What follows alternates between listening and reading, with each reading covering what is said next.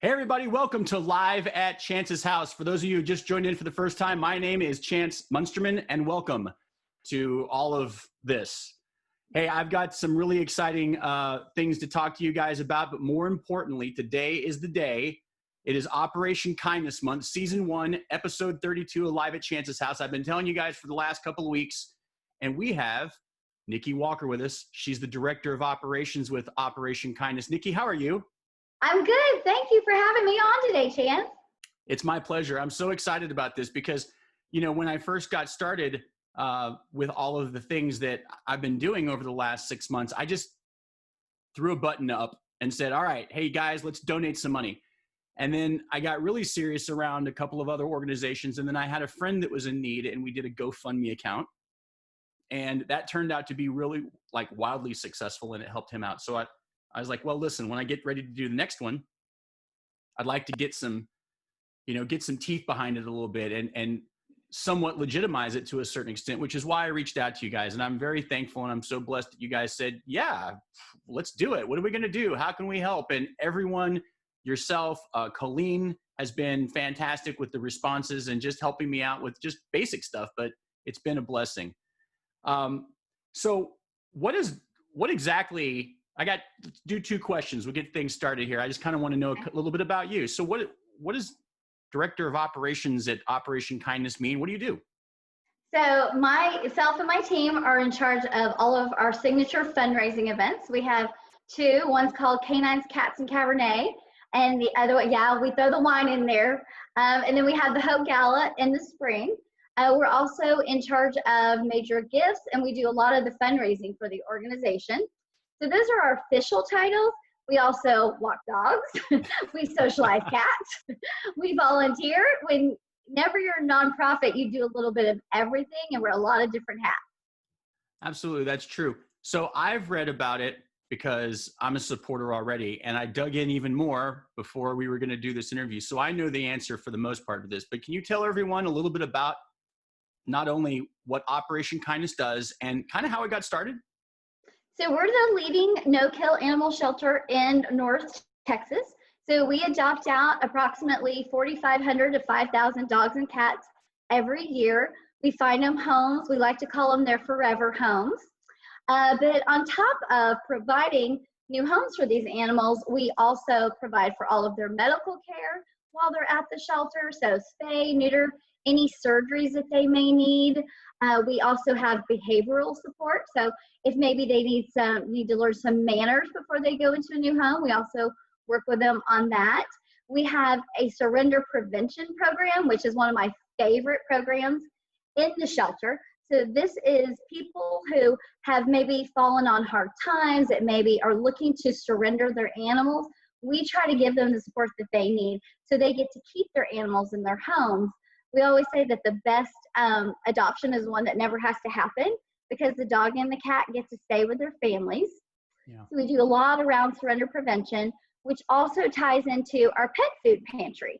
So if people are struggling and they're unable to feed their dog or their cat, then they can come to our pet food pantry and get what it is that they need. There's a lot that you just said right there that I didn't even know about. And that's really great. I think the one that I like the most, it was the one that you said that you like too, which is the Never Surrender Day or Never Surrender program. And yeah, I think that the two hardest things that I personally have to deal with whenever I'm talking about, our friends, our furry friends is watching someone have to go through that if they have to. Two, having to watch someone who just wants to, which that's a horrible thing. And then anyone who gets hurt, we have found a ton of strays around here and we always try and get on Nextdoor or something to try and help find their owners because they got to be somewhere close. Yeah. The last thing you want is them to get picked up because I know even though you guys work with shelters all around North Texas, that doesn't always mean that you get to them fast enough, nor might they be adoptable for your program. And yeah, we definitely want them to stay in their homes if they can. And so we want to do everything we can to support that family to make sure that happens. Because that's the best place for a dog or a cat is an actual home. Yeah, absolutely. So it sounds like, well, with everything you've got going on with all those programs, I mean, we're talking about bringing the pet in and then taking care of them, and sometimes medical care and rehabilitation and training and reassignment and shots and everything else. Mhm. That sounds expensive.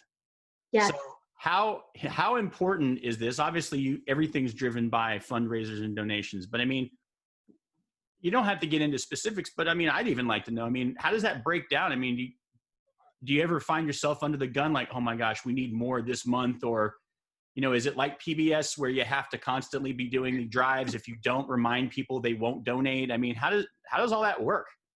We are always fundraising. So if you adopt a dog, for instance, then the adoption fee is $185. It costs us about $300 to $400 to care for that dog while we have them. So that includes their shots, includes all of their medical care, it includes the shelter, includes food. So we are always having to do fundraising, and we have some incredible donors that have always been so supportive of our mission and really support what we're doing on a regular basis. You know, dogs and cats are really tug at the heartstrings of a lot of people, but there's a lot of homeless ones, especially in North Texas. So it's an area that we are always focusing on. Donations are one of the biggest ways that you can help Operation Kindness. I always say there's really three buckets. The first one is donations. We need money to support all of the great work that we're doing. Volunteering. Volunteering is a great way to get involved in case you're unable to donate. And then foster care. A big part of what we do is fostering animals until maybe they're ready to come into the shelter, or say a mom comes in and she's pregnant. Then a mom goes into foster care until she has her babies. And then once the babies are weaned at 8 weeks, mom comes in, gets adopted, and then once the babies are ready, then they come in and get adopted too. So to support all of this, it is a constant fundraising opportunities that we're always working on. So that makes a lot of sense, because that was something that I was going to ask you about a little bit later anyway, which was, what other things can you do if you don't donate? So the two things that you just mentioned is volunteering and fostering. So those are great ways to contribute to the community, which is really what this is all about. Hey, so tell me just a minute, how did it all get started? I know, was it 1976, and it was it was at a home, right? Somebody's home, a vet's home. Is that what it was? It was actually, so a couple of ladies started Operation Kindness, and this, like you said, 1976. They wanted an alternative to all of the animals that were being euthanized in our community. And so they started it out of their home. Then they moved into a shopping center. A vet owned the office next door, and so he let them move in. And then it grew into the shelter that we have in Carrollton. They actually started in Garland, and now we're located in Carrollton, and we sit on about 5 acres of land. It is a really beautiful place to come. There are so many people that are afraid to go to a shelter because they're scared that it's going to be sad. Mm-hmm. And so I invite everybody to come once we're open again, because we have walking trails. We have play yards that the dogs get out on. We actually have what's called our catio, and I put it in air quotes because it is a room that has just a kind of a fence around it, like a screen. And so the cats can get out there during the day and, you know, enjoy some fresh air. And they're taunted all day long by the squirrels that go by and the birds. But it's a really fun place to hang out. That's awesome. So I know that the other thing I saw, and I didn't even know about this until I looked it up, but look, a lot of the donations that come in also, you save where you can. And if you have any additional money that comes in, and I know that there's sponsorships and large corporations that put into that too, but tell me about this amazing facility that you recently opened. It sounds like there's a whole lot of stuff happening with that. It's beautiful. So we're not quite open yet. It will, we're hoping to finish up construction in November. So we've been under construction, and then of course COVID hit, and so it's been a little bit of a trying time for all of us, even at Operation Kindness. But it's amazing. Like, it truly is. I tell people it's a very hopeful environment. It's not sad to me at all. I promise you, I could not work there if it was sad. The girls that are on my team could not work there if it's sad. You walk in and this is what happened to me. So I go out there for my interview. I walk in expecting that I'm telling myself, do not cry during this interview for this job because it's very unprofessional. And so I walk in and volunteers are walking dogs. They're being, walked around on this property of 5 acres. There's tree-lined walking trails. Like, it's just a very happy place. Yes, we are dealing with some very serious illnesses, especially for the ones that are in our hospital. But for the most part, they're being incredibly cared for. Volunteers are there that are socializing them. They're walking them. One of my favorite things that they often do is we had some kids that were coming out and reading to the dogs, and it was adorable. And so the kids are working on their reading skills, and then, of course, the dogs are being socialized. So it's a wonderful place to come visit. If anyone's looking to bring a dog or a cat into their home, I encourage you to come see us. We have adoption counselors that work with the public to make sure it's going to be a good match for their family. We're going to ask lots of good questions, and we just want to make sure that it's going to be right for the pet and right for the animal too, or right for the people. No, that makes a lot of sense. I mean, because the last thing you want is to end up putting, one of the animals, one of our pets into a home, and then they end up not liking it or not working out. Then now you got a whole nother trauma that's going on. I don't know. I'm sure you do. I mean, I believe this to be true too. I mean, our pets they are sensitive. They have feelings. They know what's happening.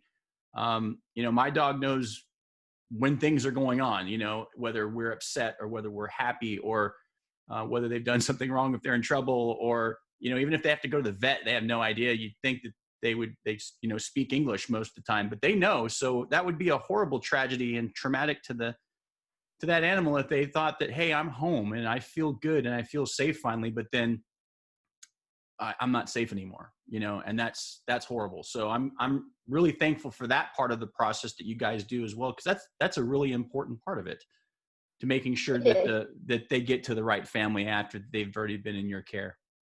And sometimes, for whatever reason, it doesn't work out. We have a very generous policy that you can bring them back, because even when you meet them at the shelter, you think it's going to be a perfect match, and you get home, for whatever reason, it just doesn't work out. That's okay. Bring them back, and we'll make sure that we find the right home for them, and then, of course, find you the right pet for you and your family as well. Well, that's even better. So that's the icing on the cake. There's a give and take process. So that's really good. And I'm glad that we're going through this, because I think that for the people that are going to be watching that may not know anything about your organization, I mean, I think these are important topics, so that if they're considering adopting a pet and they want to come out and they want to know what those things are and how it works. And I appreciate that.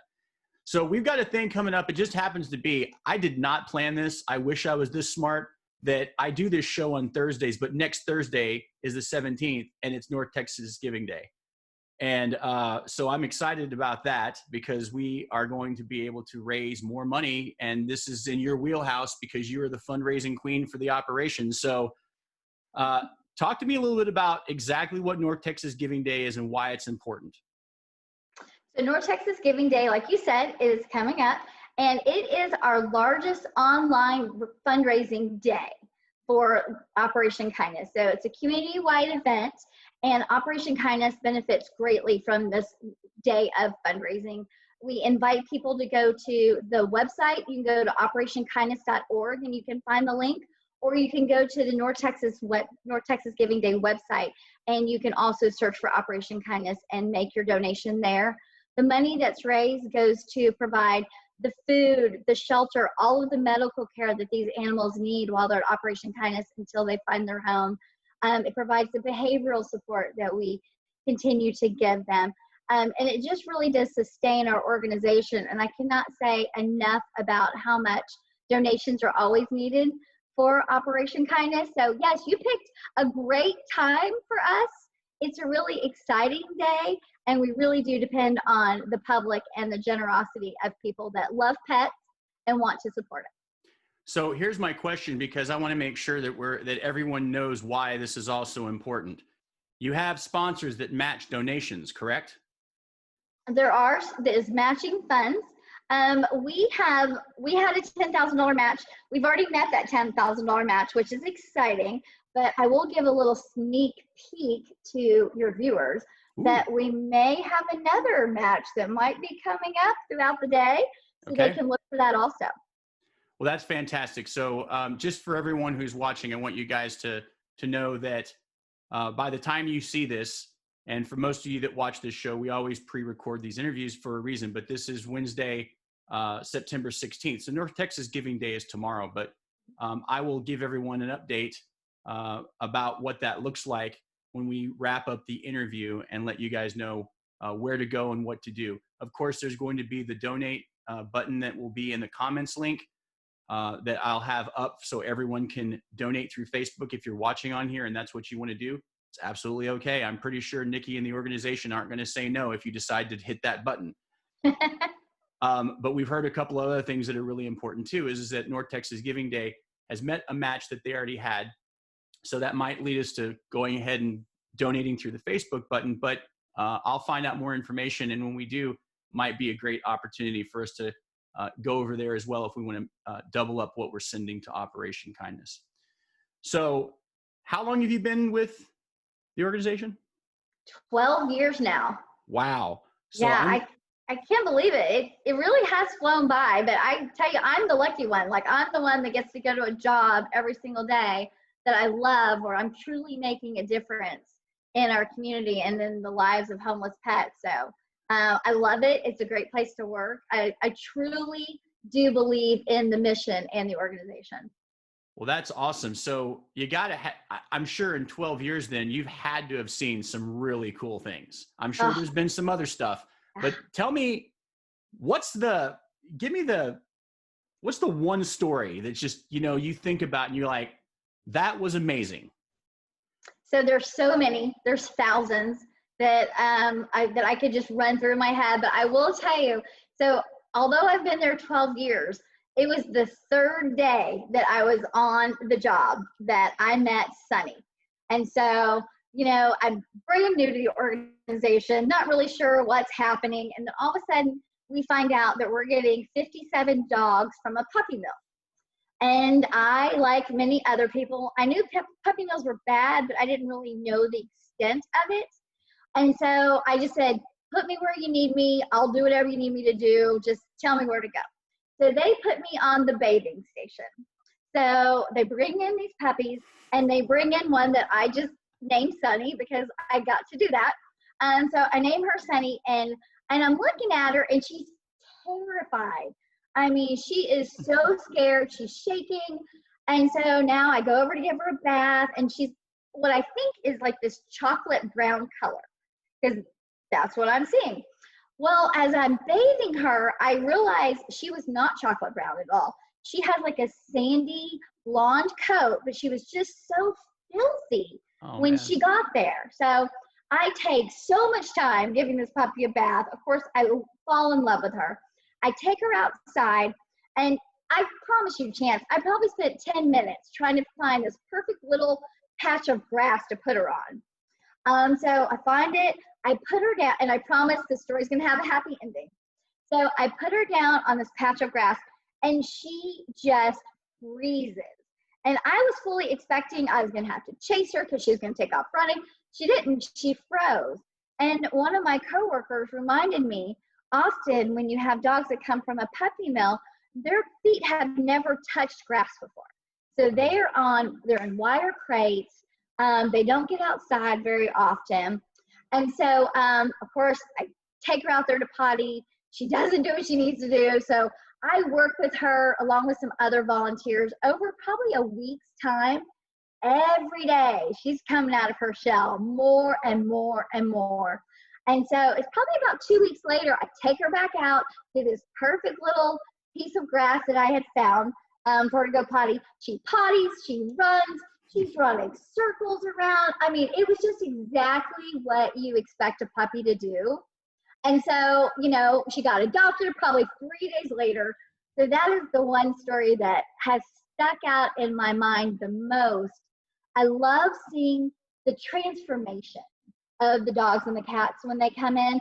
Sometimes they come in and they're happy, go lucky, and they're ready for anything. Some need a little bit more care, some need a little bit more attention, like Sunny did. And then, of course, 3 days later, I'm in the lobby, a family comes in, they fall in love with her just as I had, and they couldn't be happier to take this little puppy into their home. And I think that's been probably the biggest thing that I've learned. I knew when I went to work at Operation Kindness, I'd be seeing all these happy dogs and cats. I was not prepared for the transformation in the people that I would see and how happy they are to really bring these animals like you and I feel like they're family members, bring them into their home and give them their forever home. So that has been truly rewarding, and I will never forget Sunny even 12 years later. That's a fantastic story. All right, well, here's the tough one. I just have to know. So how hard is it for you every day not to walk out with a new adoption? So, of course, I see dogs and cats that I love every single day, but it's actually not as hard as you would think. And I think it's because I do get to see those individuals and those family members that come in, and they are so happy and they're so excited to adopt and save a life, because they truly are saving a life when they adopt a dog or a cat from Operation Kindness. So that makes it much easier. That makes a lot of sense. Hey, are you limited to only cats and dogs, or will you take any? We are only dogs and cats. Okay. Of course, out in our park, out by our walking trails, we've got squirrels and we've got birds, but only adoptable animals are the dogs and cats. Okay, that makes a lot of sense. I just wanted to know because some people might have that question. I'm sure you probably get calls. Hey, we found a snake. Or, yes. Or bunnies. We get a lot of rabbits. A lot of rabbits. A lot of people want us to take their rabbits. We've got this emu problem.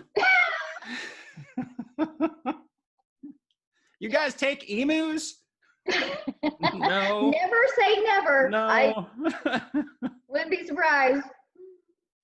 So, and I'm going to plop over to operationkindness.org to let everyone take a look here before we wrap up as well. But how many approximate dogs and cats do you have for adoption right now? Right now, I would say maybe, and it's low just because of everything happening in our world right now. I would say probably 25, 30. Before COVID hit, we would have anywhere from 100 to 150 dogs and cats available for adoption.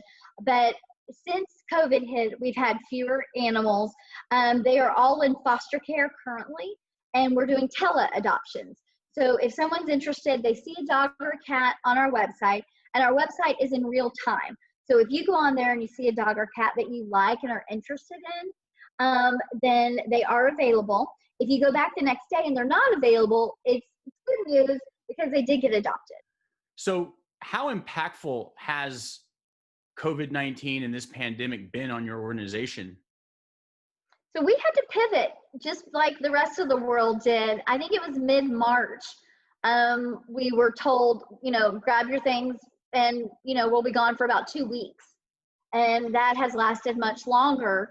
So what we did was, like we said, we pivoted. We still have to save lives. There's still homeless animals out there. So we're doing what we're calling tele-adoptions now. So if you see a dog or a cat you're interested in adopting, then you will schedule an appointment with one of our adoption counselors, and you will do your adoption counseling over the phone as opposed to doing it in the shelter now. And then once that dog or cat's been spayed or neutered, gotten all the medical care that it needs, and is ready for adoption, then the adopter pulls up in the car, we bring out the dog or a cat, and then they get to go home. That's really great. That makes a lot of sense. And the tele-adoptions obviously are important. Did you, when you guys had to be gone for that 2 weeks, did you basically have to shuffle and take all of the animals and put them into foster care? Or did you have people coming back and forth to the facility and there was only like a handful of people that could hang out there? Or so we shifted, and so we had about 400 animals that had to go into foster care. And I tell you, the foster program, we have a very robust foster program. That's something else so people can do if they're interested in helping out the homeless dogs and cats in North Texas. Become a foster parent. It's usually a short term. situation, and it truly makes such a difference in the lives of these animals. So we shifted, they all went into foster care. We were not in the shelter for several weeks. Of course, our medical team stayed on site because we had lots of animals that were still in the medical hospital and were just too sick to go into foster care. And so our medical team stayed with them and made sure that they continued to get all the medical care that they needed before they could actually go into foster care and then eventually get adopted. That's awesome. Well, I'm glad to hear that, it's affected everyone's lives. It's been tough, but, I'm glad that you guys were still able to, like you said, pivot and make things work the best way that you know how. And, as we're hopefully gradually starting to have the world spin again, and I hope that comes sooner than later, like most everyone else, I'm glad things are working out. But the tele-adoption part is a really big piece of this, and I'm glad that that's still able to happen. So, couple more questions and we're going to wrap up. I do want to know if you had one request of something that you thought, man, if I could make this happen, whether it's with my time with Operation Kindness, or maybe if it's something that I'd like to get started and see eventually happen, what's the one thing, what's the one need, or maybe it's not necessarily a need, but what's the one accomplishment that you'd like to see have happen, that you want a goal for you, yourself, or maybe the organization? I would personally love to work myself out of a job. If I did not have to raise money for, because there were no more homeless dogs and cats in North Texas, that would be the one thing I would do, and I'd be very happy about it. Unfortunately, I don't think that's going to happen anytime soon. Right. But if I could spread the word about Operation Kindness and help as many homeless animals find homes, that's what I want to do. That is my mission every day at work. I get to see these sweet smiling faces, and you see the tail wags, and you just want them to find a home, because I know how much my dog brings me joy, and so I know how much joy they can bring to another family. So that is my mission, is to get as many dogs and cats adopted into loving homes. Well, that's awesome, Nikki, and I appreciate your candor with that. I mean, look, I figured it wasn't going to be something that had to do with money, and I figured it had to be some kind of grand plan that that could be a pie in the sky. But you never know. Maybe one day you will work yourself out of a job, and that would be a blessing for everybody. Okay, so kind of wrapping up here, it's what I'd like to call the final word. What do you want to share? Is there anything that I can help? What else can we do? What can I do? What can our audience do? What can anyone who's watching this broadcast, who shares it with someone else? Give me the recap. Tell me what I need to do. How can I help more? And what's the final word? Go. Go to operationkindness.org, make a donation to support the homeless dogs and cats in North Texas. If you're unable to make a donation, please come volunteer with us. It is a great place to come spend some time. We're very family friendly. So if you want to bring the kids up, I love seeing kids that are learning to volunteer at a very early age. Become a foster parent. Help us get some of these animals out of the other shelters. We work with other partners in North Texas, and it truly takes a village. So become a foster parent. You can donate food to our pet food pantry. There are so many different ways that you can help our organization. And then I'm going to end with, please consider adopting a dog or a cat and bringing them into your family. I like to tell people, when you adopt a dog or a cat, you're really saving two lives. The one that you adopted and the one that gets to come into Operation Kindness to find their forever home. Wow, that's a fantastic way to end, and I really appreciate your time. I know that you guys have a lot going on. I understand that while I'm going to do everything that I possibly can do to try and give a little support and do our own community campaign fundraiser here with this program that's kind of evolved over the last 6 months. I know that I'm not as big a deal as some other people out there, but you coming on here is it's really important. And I really truly thank you for your time to say, you know what, everyone has an opportunity to do a little something, whether it's $5 or $5,000. I know that it helps your organization. So just the fact that you took a little bit of time out of your day to talk to me, and really talking to everyone who's going to be watching this, because I'm going to rebroadcast it probably at least one more time before the end of the month, and maybe on the last recap show that we do on October 1st. So there's going to be more opportunities. I really just thank you. Thank you. Thank you for giving me this opportunity to spread the word about our organization. It truly means a lot. I love what you're doing for us and for the other nonprofits, very worthy nonprofits here in North Texas that need your help. So thank you for all that you're doing as well.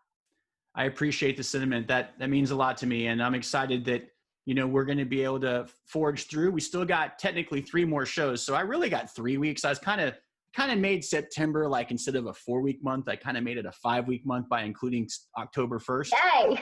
So we're going to do it. We got 3 more of these to go. Season 1, episode 32. Nikki Walker is her name. She's the director of operations for Operation Kindness. Check them out at operationkindness.org. And stay tuned for more right after this.